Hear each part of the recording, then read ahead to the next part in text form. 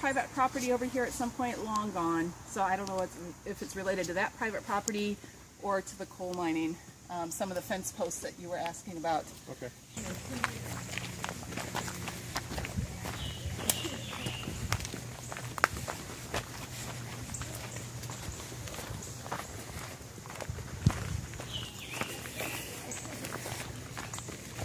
Yes, is that what I think he just has a little camera, doesn't he?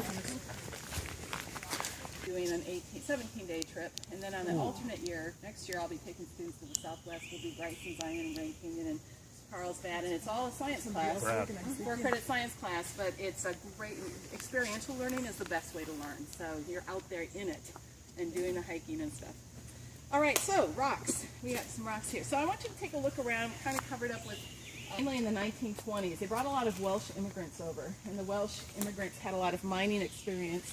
And these are shafts that go down about 50 feet, angling down. So this is like the point where the creek had exposed the side enough that they could dig a mine shaft into it.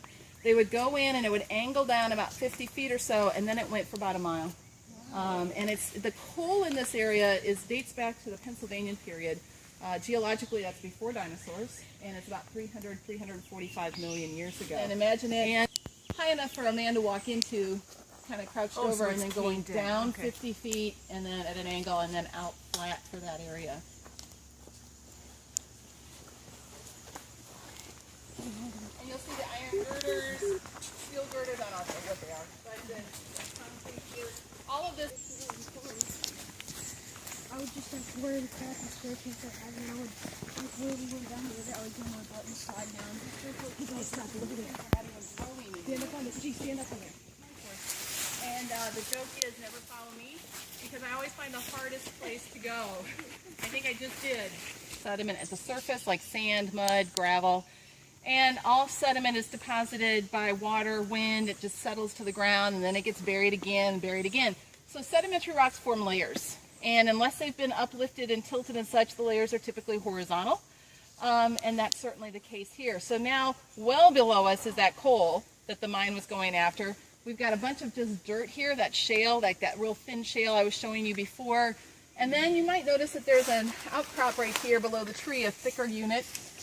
And we get lenses of those. So by lenses, I just mean isolated sections. Think of a contact lens and how it's curved. So imagine it curved up. Maybe that you can help us. We can identify.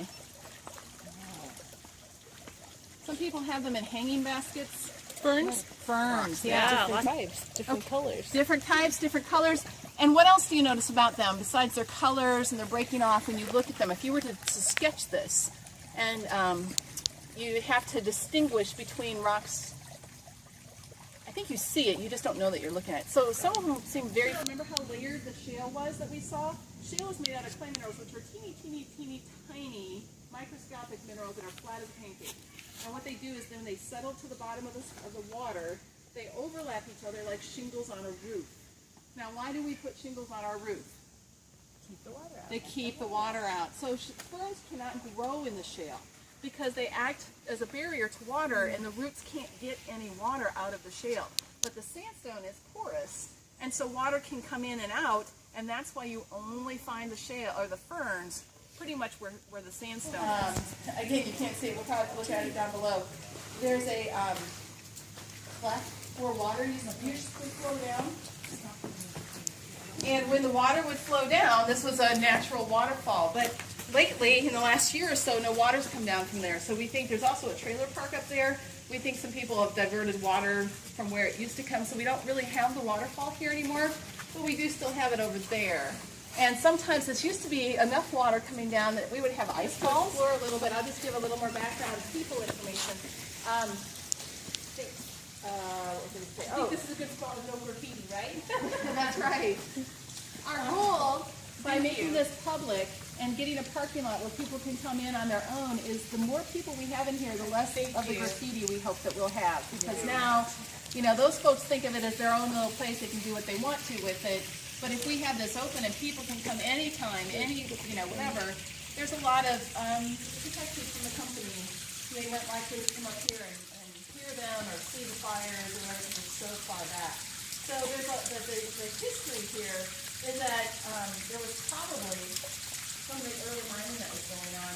They were trying to organize a little bit. Okay, some early. There's a book that we sell that's called Horseshoe something. Again, I leave the hikes more than I'm involved in this. Did he talk about it this morning? Okay, good. And that's a story that's written with some of the local history flavor to it. So yeah, you can look through here and like Bill Thurston up there, and I have no idea what time frame that Bill Thurston put his name in there, but that looks like stencils, doesn't it? Like they had like a brand. I used to work out west on a cattle ranch. We brand our calves. And this is sandstone. Okay, we were talking about sandstone. Who can remember what I said was the environment that the sandstone came from? What was it that we saw little bits and pieces of sandstone along the way? I said it was formed because of what? Well, the waterfall coming down. It was circular canyon. Very unusual. Rivers don't usually do that. What happened up at Starved Rock and Matheson happened on a smaller scale here, and it has to do with glaciers. It has to do with the Ice Age. Now, glaciers pushed down out of Canada several times. This is exactly what happened at Matheson and Starved Rock as well. And that swirling around carved out the circular portions of these canyons. Highly unusual. Geologists come from all over the country to look at these because this is not found in very many places. The water level would only get as high as the initial flood, but it would stay there for a while, and then as the water level receded, it would do it again, and you see that a lot at Matheson in particular. Well, at both of them, at both Starved Rock and Matheson. The other big clue about that is at Matheson, where I take my students, if you hike along the creek, not the creek, but the pathways, there's places where you have huge giant boulders of basalt. Basalt is an igneous rock. There's igneous rocks, there's metamorphic rocks. We don't have those in Illinois. Where the heck did they come from? Okay, all right. I know, people. Hold on a second, let me do my speed.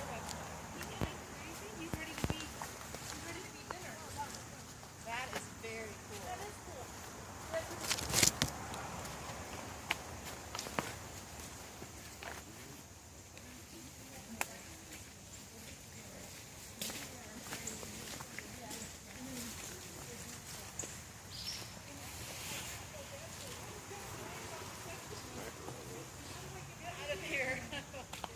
I brought my real camera.